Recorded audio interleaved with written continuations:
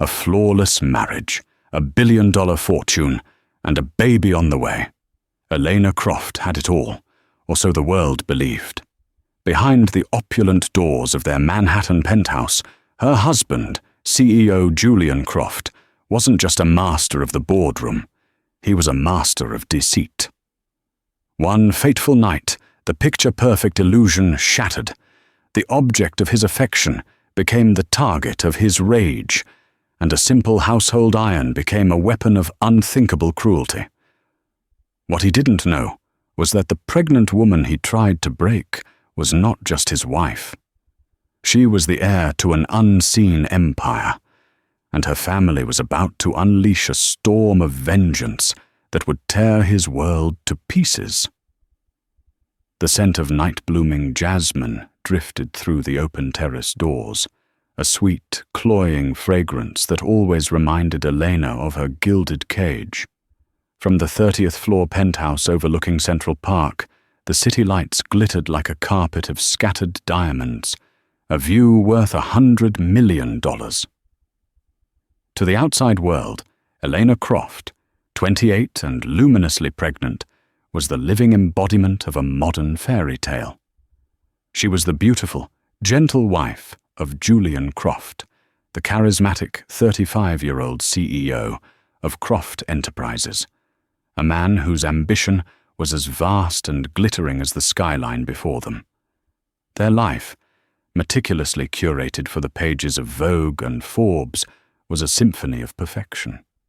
Charity galas where Elena's grace charmed donors out of millions, art auctions where Julian's aggressive bidding secured masterpieces, and weekend jaunts to their Hamptons estate on a private helicopter. He was the architect of a tech empire. She was his most exquisite acquisition. Tonight, however, the silence in the penthouse was heavier than usual. Julian stood by the marble fireplace, a tumbler of amber liquid in his hand, his Savile Row suit still immaculate after a 12-hour workday. His back was to her, a rigid line of tension that belied the relaxed posture. "You were quiet at dinner," Julian said, his voice smooth as polished granite, but with an edge that scraped at her nerves. The dinner had been with the board of a Japanese tech firm they were attempting to acquire. Elena had smiled, nodded, and played her part as the adoring hostess, but her heart hadn't been in it. "Just tired, Julian," she murmured, one hand resting protectively on the gentle swell of her belly. 6 months. 6 months carrying their son, the future heir to the Croft dynasty. "Dr. Miller said I need to rest more." He turned then, and his eyes, usually a warm, captivating hazel, were cold and flat. "Dr. Miller doesn't run a multi-billion-dollar company. Your fatigue was palpable. Mr. Tanaka commented on it. He asked if you were unwell." It was embarrassing. Elena flinched. "I'm sorry, I didn't realize." "That's the point, Elena. You don't realize," he said, taking a step closer. The scent of expensive scotch and something colder, something uniquely Julian, washed over her. "Everything we do, every public appearance, is a performance, a transaction. Your role is to be radiant, engaging, perfect. Tonight you were distracted." She lowered her gaze to the Persian silk rug. This was a familiar script, the gentle chiding that slowly sharpened into a blade. In the beginning, she had mistaken his meticulous control for attentiveness, his possessiveness for passion. He had chosen her wedding dress, her friends, even the books on her nightstand. He called it protecting his investment.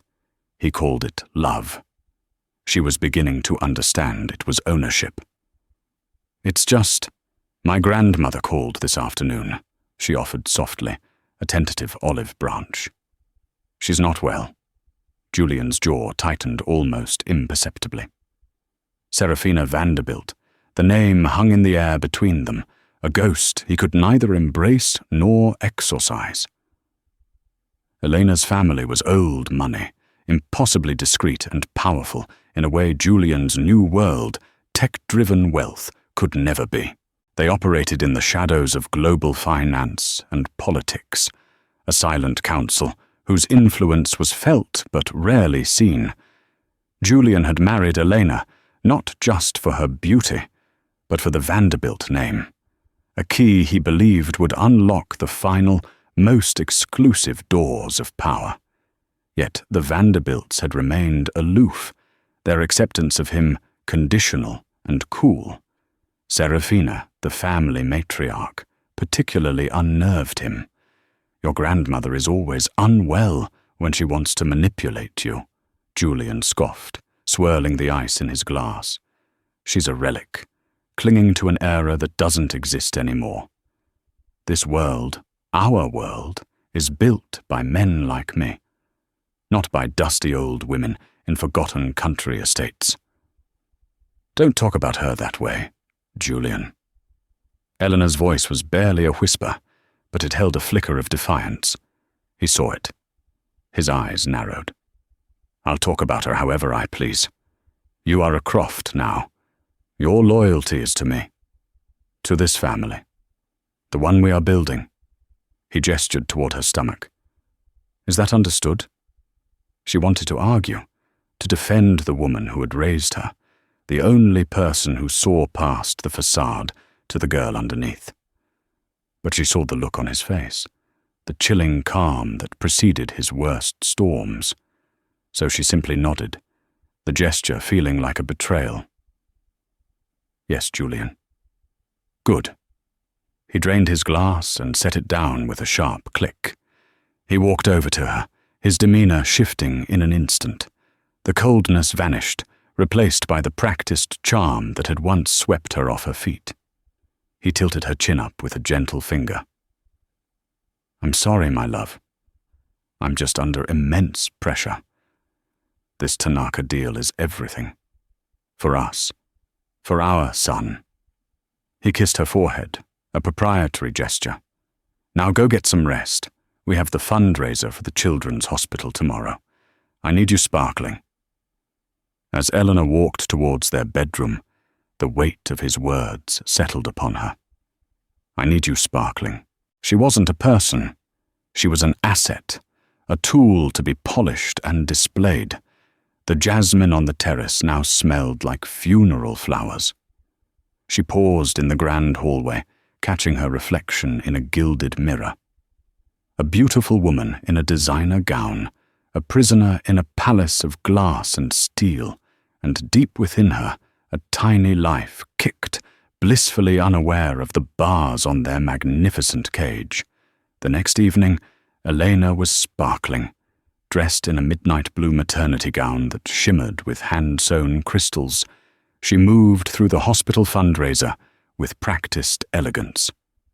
She smiled, laughed at the appropriate moments, and placed a delicate hand on the arm of a potential donor, her touch as light as a whisper and just as persuasive.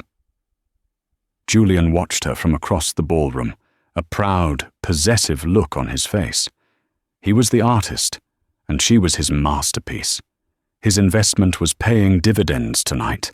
Pledges were pouring in. But beneath the surface, Elena felt a chasm of emptiness. Her grandmother's words from their phone call echoed in her mind. "A beautiful cage is still a cage, my dear Elena. Don't ever forget you have wings." The trouble began subtly. A rival CEO, a brash real estate mogul named Marcus Thorne, cornered Julian near the bar. Thorne, whose bid for a major city development project had been unexpectedly squashed by a Croft-backed competitor, was spoiling for a fight. Their voices, low and laced with venom, were barely audible over the string quartet, but Elena, attuned to every nuance of her husband's mood, felt the shift in the atmosphere immediately. She excused herself from a conversation with the senator's wife and drifted closer, feigning interest in a nearby ice sculpture. "Unethical, Croft, even for you," Thorne was snarling. "You didn't win that bid. You stole it." Julian's smile was a thin, predatory slash. Business is war, Marcus. You should know that. Some of us are just better soldiers." He clapped Thorne on the shoulder, a gesture that was more of a threat than a comfort, and walked away. But the encounter had lit a fuse. When they arrived back at the penthouse hours later, the air crackled with Julian's barely suppressed fury. He tore off his bow tie as if it were strangling him. "Did you see him?" Julian spat, pacing the length of the living room. "That imbecile Thorne, accusing me in public. He tried to humiliate me." "No one heard him, Julian," Elena said softly, trying to soothe him. "You handled it perfectly. Perfectly." He whirled on her, his face a mask of rage. "My perfection is the only thing holding this empire together. While you float around, distracted by your dying grandmother and your fatigue." "That's not fair," she said, her own temper starting to fray. "My family." "Your family has done nothing for me," he roared, his voice bouncing off the floor-to-ceiling windows. "They tolerate me. They look down their long, aristocratic noses at me because I built something. I didn't just inherit it like a dusty title." The accusation hung in the air, thick and poisonous. It was the core of his insecurity, the deep, burning resentment he held for the world she came from. "They gave me you," Elena whispered, her voice trembling. Julian laughed, a harsh, ugly sound that made her blood run cold. "Gave you to me. Don't be so naive. It was a transaction. They traded their precious Vanderbilt princess for a connection to the future, to my money, my power." Tears welled in her eyes. "That's not true." "Isn't it?" He advanced on her, backing her towards the master suite. "What have you ever done on your own, Elena? What have you ever built? You are nothing without me. You exist because I allow you to." His words were like stones, each one a brutal blow to her heart. She stumbled back into the bedroom, her hand flying to her stomach as a sharp, cramping pain shot through her. "Stop it, Julian. You're scaring me." "The baby." "The baby," he repeated, his voice dropping to a dangerous hiss. "Another Vanderbilt heir to look down on me, to be poisoned against me by your family." He followed her into the enormous dressing room, a space larger than most city apartments. Clothes from a dozen different designers hung in color-coordinated perfection. In the corner, a valet stander held the shirt Julian had intended to wear the next day, a crisp white shirt, perfectly pressed. Next to it, on a small marble-topped table, sat a heavy, old-fashioned steam iron, still plugged in, left there by the housekeeper. Its red indicator light glowed in the dim room. Elena's eyes darted to the iron, then back to Julian's face. The rage there had twisted into something utterly alien, something she had never seen before. The mask wasn't just slipping, it had been incinerated, leaving behind a monster. "You need to calm down," she pleaded, her voice breaking. "Calm down!" He grabbed her arm, his fingers digging into her skin like talons. "I will not be humiliated. I will not be undermined. Not by Thorne, and especially not by you." He saw where she was looking. A slow, terrible smile spread across his lips. He released her arm and walked to the table. With a deliberate, chilling calm, he picked up the iron. The heat radiated from its polished metal face. Elena's mind screamed, but no sound came out. This wasn't real. It couldn't be happening. "You need to learn your place, Elena," he said, his voice terrifyingly soft. "You are a Croft.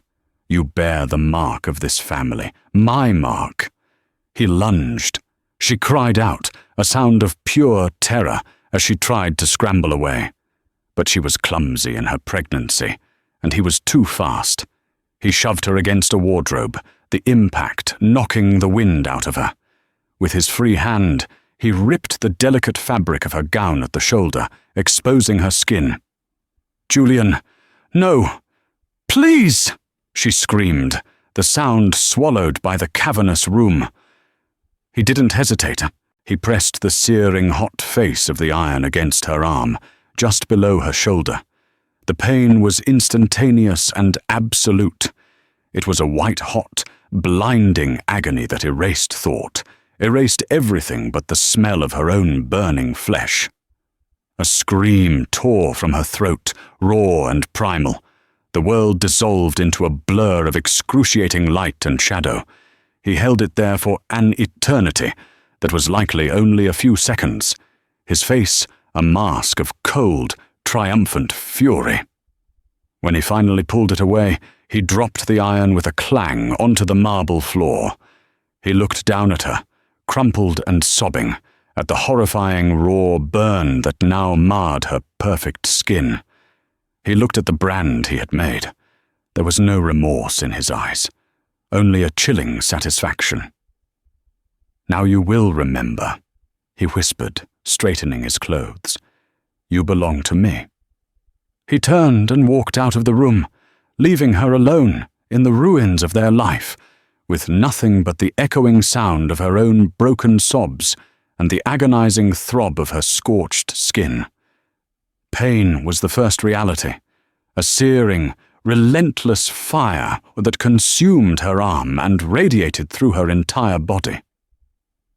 For a long while, Elena lay on the floor of the dressing room, adrift in a sea of agony and shock.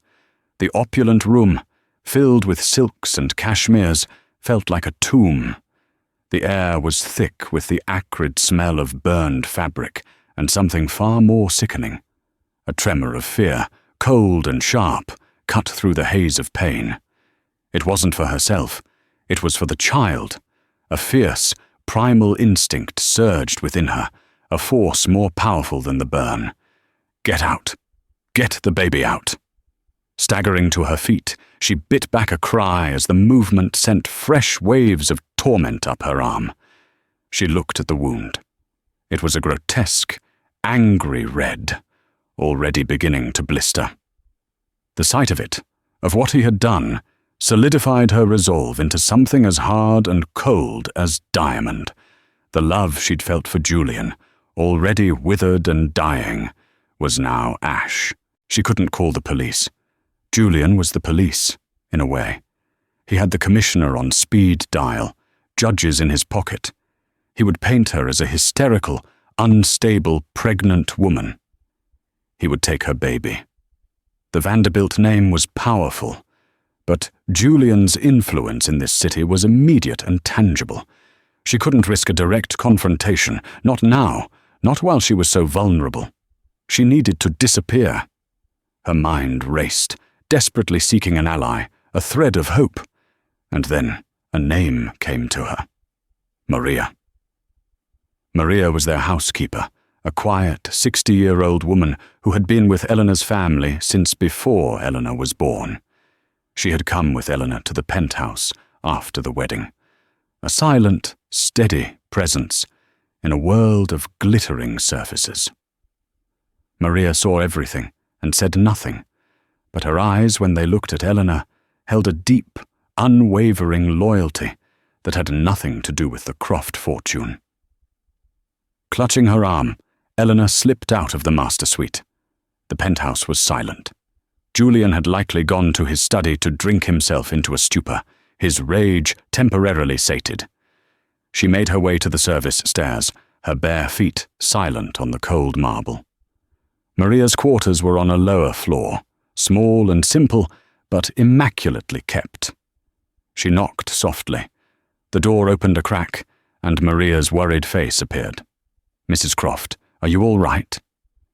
Then her eyes fell on Eleanor's arm, on her torn dress and tear-streaked face. A gasp escaped her lips, quickly suppressed. She pulled Eleanor inside, her expression shifting from concern to a steely, furious resolve. "He did this," Maria whispered, her voice trembling with rage. It wasn't a question. Elena could only nod, fresh tears spilling down her cheeks. "Maria, I have to leave. Tonight. He'll take my baby. I know he will." Without a word, Maria went to a small first aid kit and began to tend to the burn as gently as she could, her touch firm and reassuring. She cleaned it with an antiseptic wipe, the sting making Elena hiss in pain, and covered it loosely with sterile gauze. "Your grandmother," Maria said, her hands never ceasing their work. "We must get you to her." "I can't call a car. He tracks my phone, the cars, everything," Elena choked out. "I have nothing. No cash, no cards he won't be able to trace." Maria looked at her, and for the first time, Elena saw the depth of the woman who had quietly served her family for decades. There was a strength there that rivaled any CEO. "My son, Carlos. He drives a delivery truck, unmarked. He makes a run to upstate New York at 3 a.m. every morning. It's not luxurious, but it's invisible." Hope, fragile but fierce, bloomed in Elena's chest. "He will take you to a train station, 2 towns over from your grandmother's estate," Maria continued, her mind working quickly. She went to her closet and pulled out a simple set of clothes, grey sweatpants, a dark hoodie, and a worn pair of sneakers. They were a world away from Eleanor's designer wardrobe. They were the clothes of a ghost. "Change into these. There is a service elevator at the end of the hall.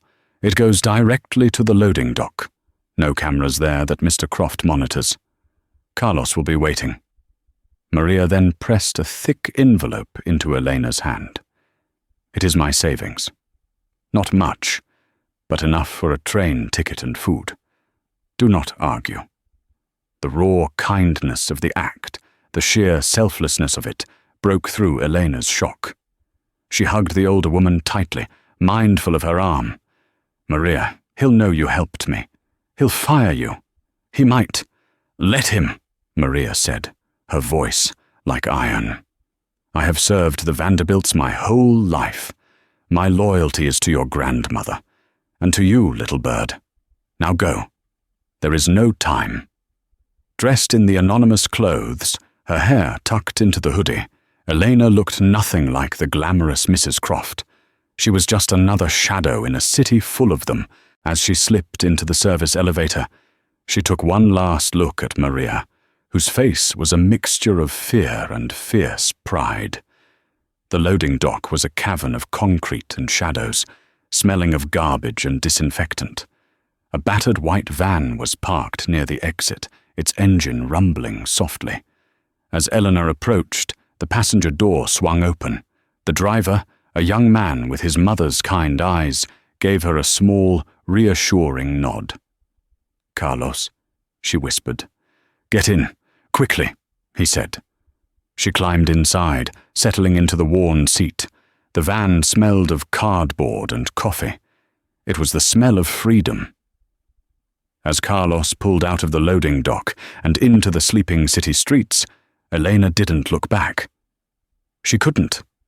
The penthouse, with its glittering views and silent horrors, was already a part of a life that no longer belonged to her. Ahead lay only uncertainty and the long road to Elena Vanderbilt. The road home. Julian Croft woke to the punishing glare of morning sun and the dull throb of a hangover. He expected to find Elena in bed beside him, pale and subdued, the lesson of the previous night seared into her mind and onto her skin. He expected contrition. He expected fear. He found an empty bed. A flicker of annoyance, not yet alarm, sparked within him. He strode through the penthouse, his voice echoing in the vast, silent rooms. Elena? Her dressing room was a silent testament to the night's violence. The discarded gown lay in a heap of ruined silk. The iron sat on the floor where he'd dropped it, its cord snaking across the marble like a dead thing. But Elena was gone. He checked her phone's location. Offline. He checked the tracking on her car. It hadn't moved from the garage. He called his head of security, a former Mossad agent named Kenzie, whose loyalty was bought and paid for. "Find my wife," Julian commanded, his voice tight. "She's having some sort of episode. Pregnancy hormones, She may be disoriented. Be discreet. But as the hours ticked by, Kenzie's reports yielded nothing. No credit card activity, no contact with her socialite friends, no sightings from the network of doormen and drivers Julian kept on his payroll. It was as if Elena had evaporated into the city air. The alarm began to curdle into a cold dread. This wasn't a hormonal whim. This was a calculated escape. And there was only one person in the world she would run to: Elena Vanderbilt. Julian had always viewed his wife's family with a mixture of contempt and envy. He saw them as dinosaurs, relics of a bygone era whose power was symbolic, not practical. But as the day wore on, he began to feel a pressure he couldn't identify. It was a subtle shift in his world, like a change in atmospheric pressure before a hurricane. A call came from his CFO. The Tanaka deal, the one that had been the catalyst for his rage, had inexplicably stalled. Mr. Tanaka was suddenly unavailable, his assistants citing a family emergency.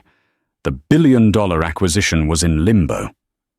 Julian slammed the phone down, a knot of unease tightening in his stomach.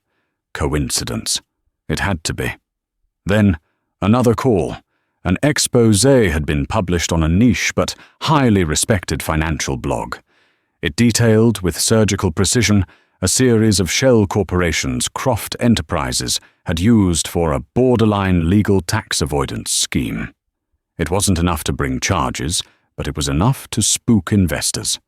By noon, Croft stock had dipped by 3%.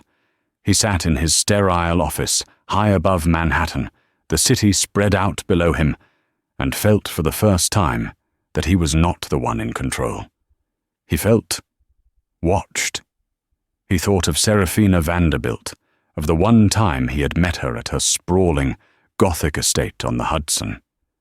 She had looked at him with eyes the color of a winter sky, eyes that seemed to see every dirty secret, every ruthless shortcut he'd ever taken. She hadn't said a word against him, but he'd left the meeting feeling like an insect under a microscope. His thoughts were interrupted by his secretary. "Mr. Croft, a delivery for you." A single, long-stemmed white rose lay in a simple black box. There was no note. Julian stared at it, his blood running cold. It was the same type of rose he had filled their penthouse with on the day he proposed to Elena. It was a message.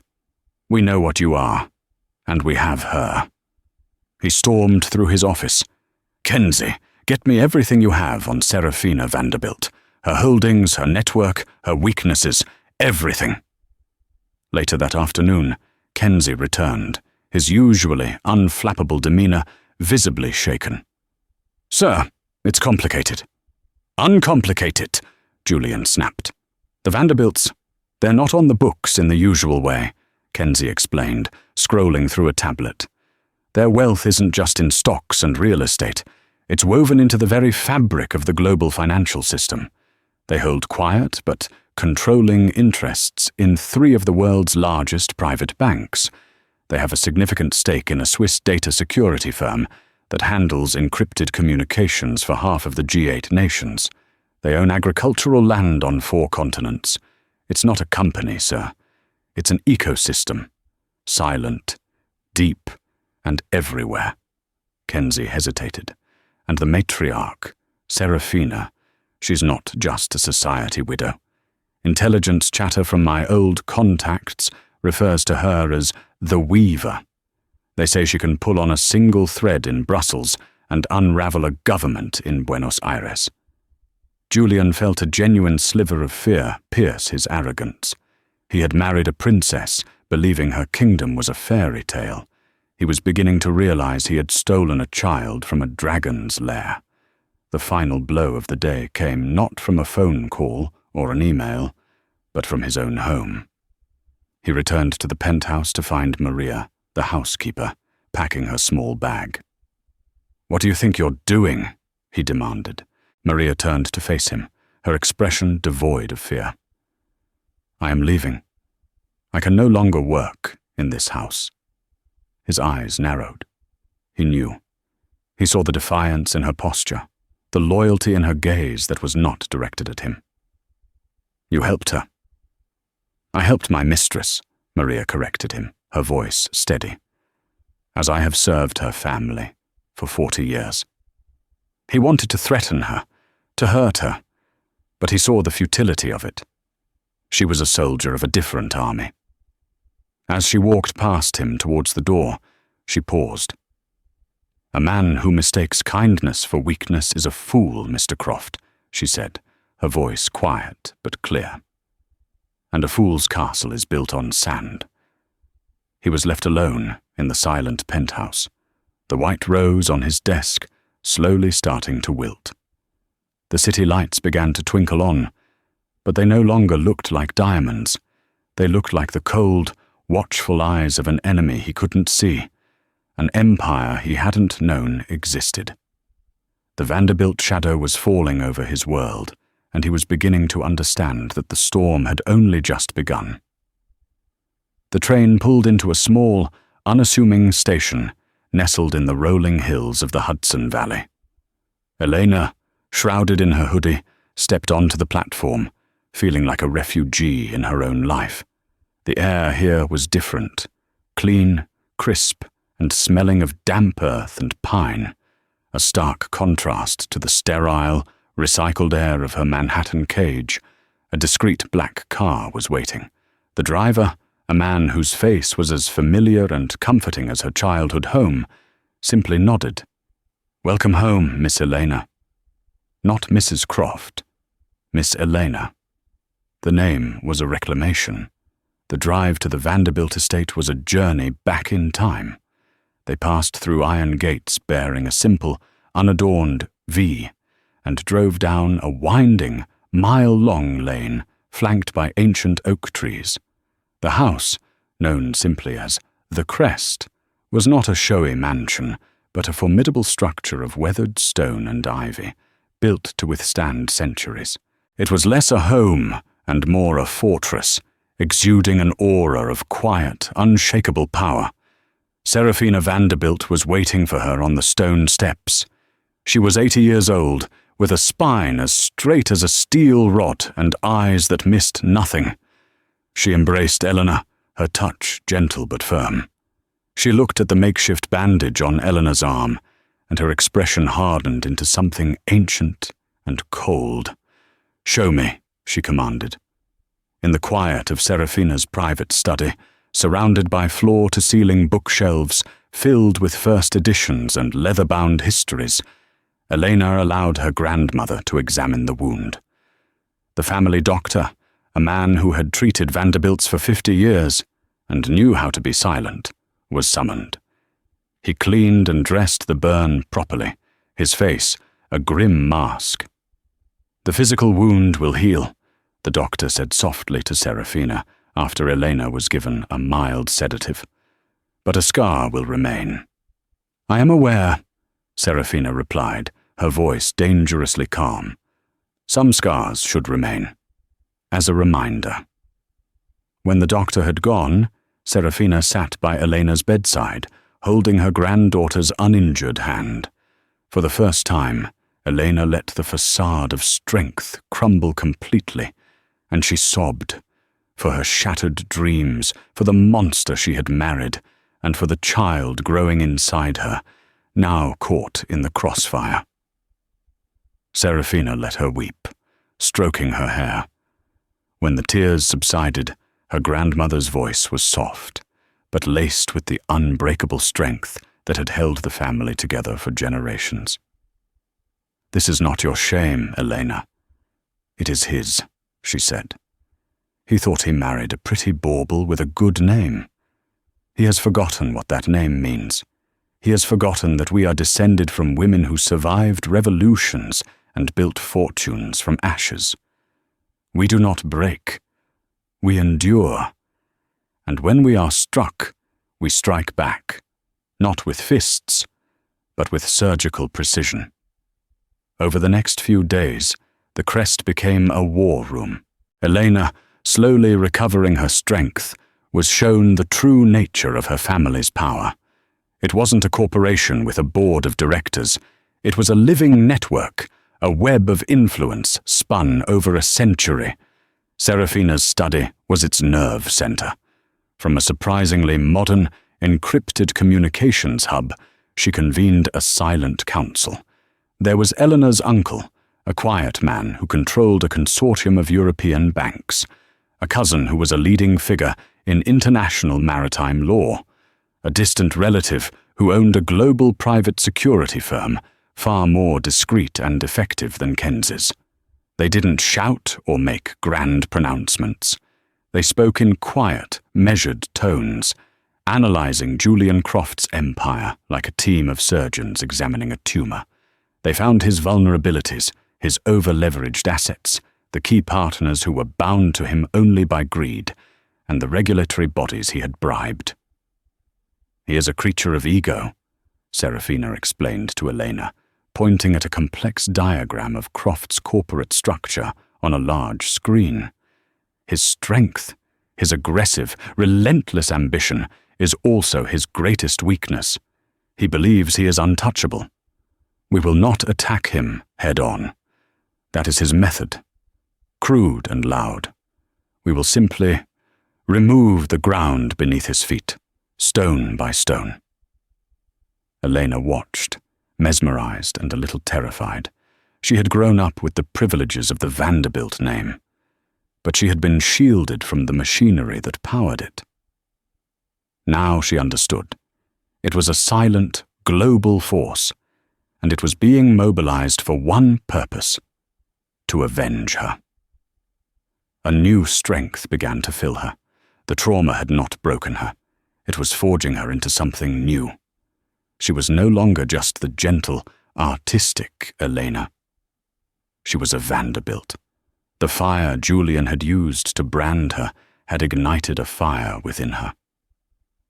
"I don't just want him to fall," Elena said one evening, her voice clear and steady as she looked at her grandmother across a grand mahogany desk. "I want him to know it was me. I want him to see me as he loses everything." Serafina studied her granddaughter's face. She saw the pain in her eyes, but she also saw the iron resolve that had been hidden for too long. A rare, thin smile touched her lips. "Of course, my dear," she said. "Revenge is a dish best served publicly. We will dismantle his empire. But the final piece on the chessboard, that move will be yours to make." The storm was no longer gathering. It had been unleashed. Julian Croft had always prided himself on his ability to read the currents of the financial world, to anticipate shifts before they happened. But what he was experiencing now was not a current. It was a rogue wave rising from a calm sea with no warning. The whispers started first. A seed of doubt planted in a conversation at Davos. A quiet question raised by a key investor during a private dinner in London. "Is the Croft Foundation as stable as it seems? Did you hear about the trouble with the Tanaka deal? The rumors were intangible, impossible to trace, but they spread like a virus through the elite circles he inhabited. Then the stones began to slide from beneath his castle. The Tanaka deal didn't just stall, it collapsed entirely. The Japanese firm pulled out, citing a comprehensive reassessment of market risks, a vague excuse that sent a chill through Julian's other partners. His stock, which had stabilized, began a slow but steady decline. Next came the regulatory audits. Coordinated, multinational investigations were launched into Croft Enterprises' tax practices in 3 different countries simultaneously. The inquiries were legal and by the book, but they were paralyzingly thorough. His legal teams were swamped, his accountants buried in paperwork. It was like being attacked by a swarm of gnats. No single bite was fatal, but the collective assault was maddening, draining resources and attention. Julian became a man besieged. He raged at his staff, firing 2 senior executives for their inability to stop the bleeding. He paid Kenzie a small fortune to find the source of the attacks, but his security chief kept coming back with nothing. "It's like we're fighting a ghost, sir," Kenzie reported, his frustration evident. "The money funding the financial blog that first attacked us? It's laundered through a dozen philanthropic foundations, the tip-off to the German tax authorities. It came from an anonymous, encrypted source routed through a server in Zurich. There's no trail. Whoever is doing this is a master." Julian's paranoia festered. He started to see conspiracy in every failed deal, every negative news story. He tore his office apart, convinced it was bugged. He accused his closest allies of betrayal. The charismatic, confident CEO was replaced by a haggard, wild-eyed tyrant. The most painful cuts were personal. Marcus Thorne, his old rival, somehow secured the city development project he had lost to Julian. The board of the Metropolitan Museum, on which Julian held a prestigious seat, launched an ethics inquiry into his business practices, forcing him to take an indefinite leave of absence. The social invitations, once a flood, slowed to a trickle, then stopped completely. He was being methodically, surgically, excised from the world he had fought so hard to conquer. He knew, with a certainty that gnawed at his gut, that this was the work of the Vanderbilts. This was Serafina's revenge. But knowing and proving were two different things. He was a shark, used to bloody, head-on attacks. He didn't know how to fight an enemy that controlled the ocean itself, that could change the tides and starve him of oxygen without ever showing its face. Meanwhile, at the crest, Elena watched it all unfold on a screen in her grandmother's study. She was no longer a victim. She was a student of power. She learned about leverage, about influence, about how a whisper in the right ear was more devastating than a declaration of war. Her physical wound was healing, leaving behind a puckered, silver scar on her arm, a permanent reminder. But her spirit was healing too, being rebuilt into something stronger, more resilient. Her pregnancy progressed smoothly under the watchful eye of the family doctor. The quiet serenity of the estate was a balm, and the focused intellectual exercise of her revenge was a powerful antidote to the trauma. She was not just waiting, she was preparing. One afternoon, Serafina showed her a dossier. It contained a deep-dive investigation into Julian's past, long before he had met Elena. It detailed a history of ruthlessness, of stepping on mentors and betraying partners, but it also contained a darker secret, a story Julian had buried long ago, a settlement paid to a young female intern at his first company, an intern who had left abruptly after accusing him of assault. The settlement had come with a rock-solid, non-disclosure agreement. "An NDA can be a powerful shield," Serafina said, her voice cool. "But every shield has a weak point. The law firm that drafted this agreement has been a friend of the family for a very long time. The lawyer who handled it is retiring. He feels his conscience needs cleaning before he meets his maker." Elena looked at her grandmother, a new, cold understanding dawning in her eyes. The pieces were being moved into place for the final checkmate. Julian's business was a wreck, his reputation was in tatters, and his psychological state was deteriorating daily.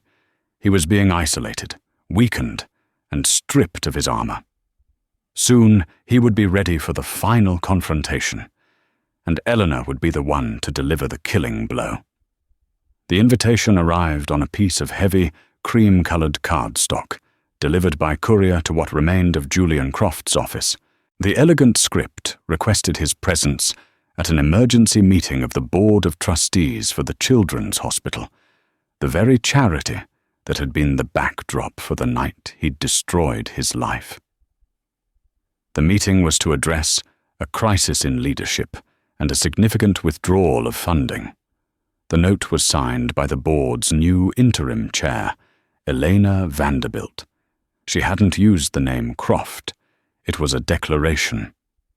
Julian stared at the invitation, a cocktail of fury, disbelief, and a strange, morbid curiosity churning in his gut. For months, she had been a ghost, a phantom tormenting him from the shadows. Now she was stepping into the light. He had to go. He had to face her.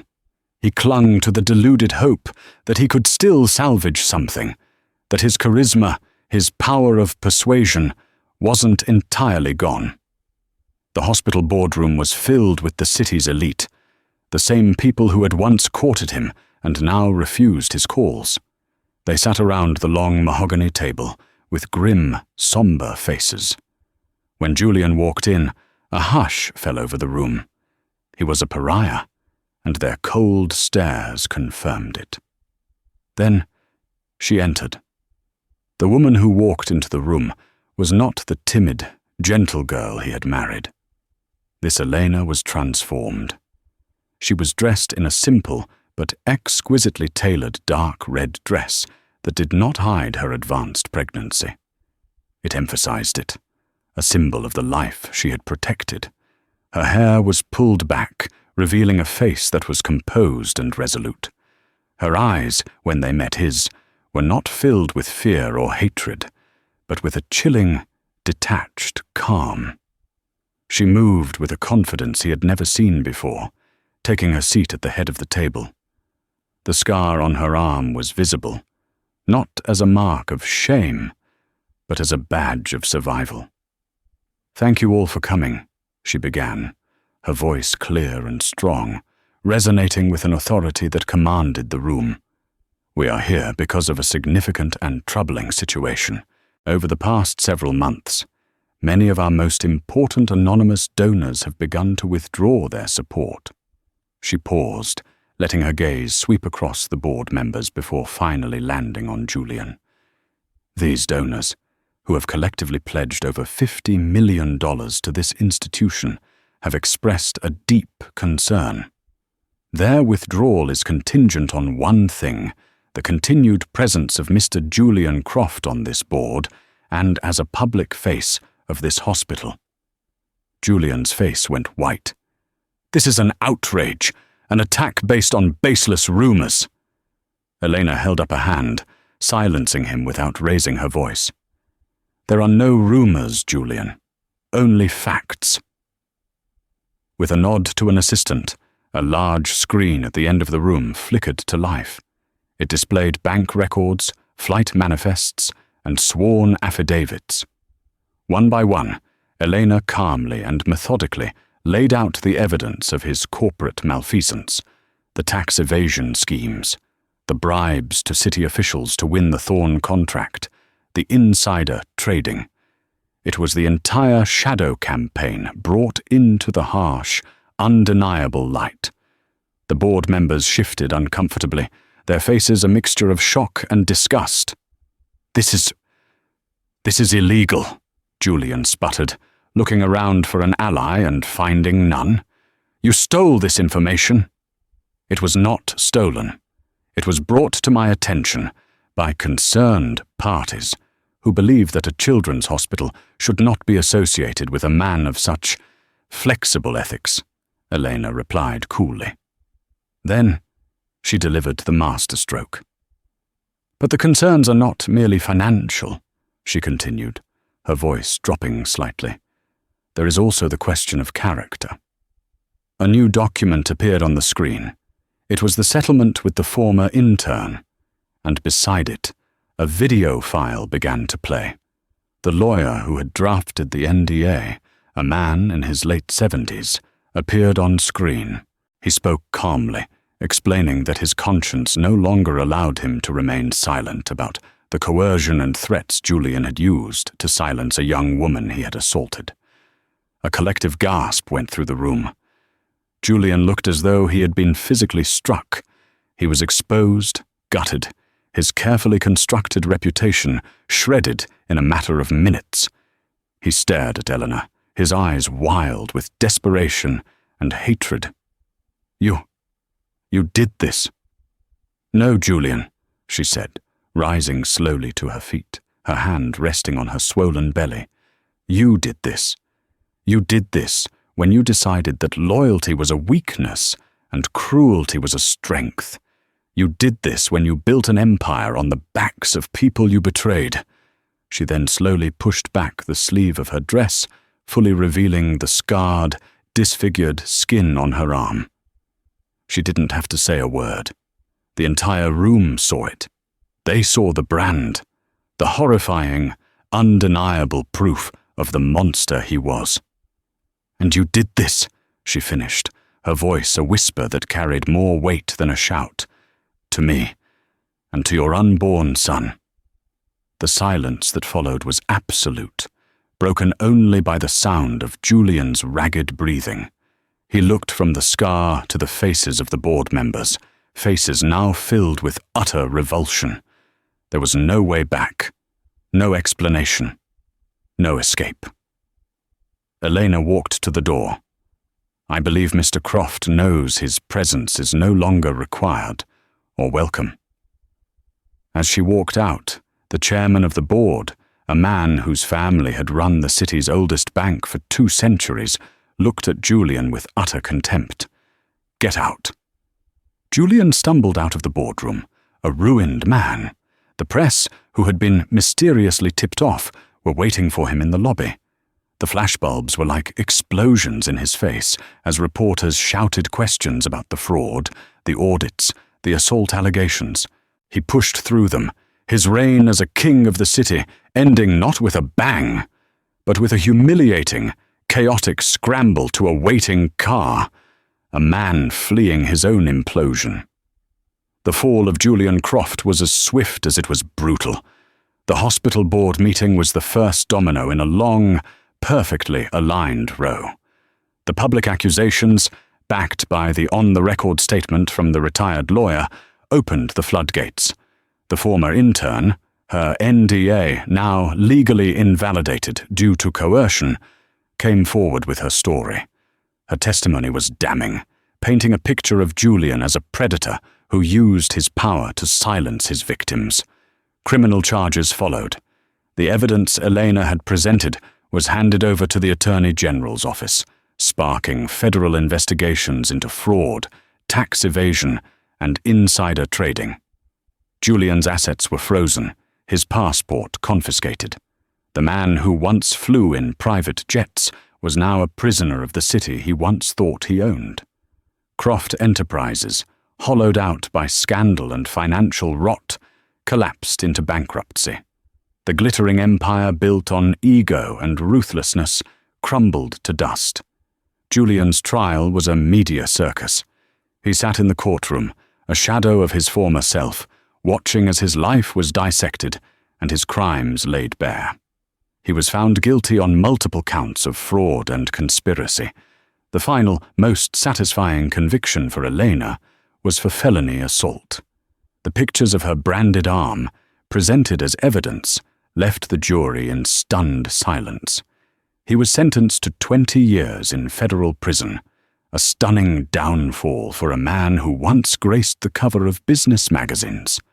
Months later, in the quiet, sun-drenched nursery at the Crest, Elena held her son. She had named him Arthur, after her grandfather, a man of quiet integrity and strength. He had his mother's eyes and a peaceful spirit. As she rocked him gently, she felt a profound sense of peace settle over her, a feeling she hadn't known was possible. The world outside continued to turn. The Vanderbilt network, its purpose served, had receded back into the shadows. Serafina watched her granddaughter's transformation with quiet pride. The ordeal had not destroyed Elena. It had forged her. The fire had burned away the naive girl and revealed the formidable woman beneath. Elena did not retreat from the world.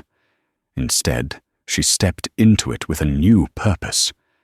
She liquidated her marital assets, the blood money from Julian's empire, and used it to establish the Phoenix Foundation, a non-profit dedicated to providing legal aid, shelter, and financial support for women escaping abusive environments.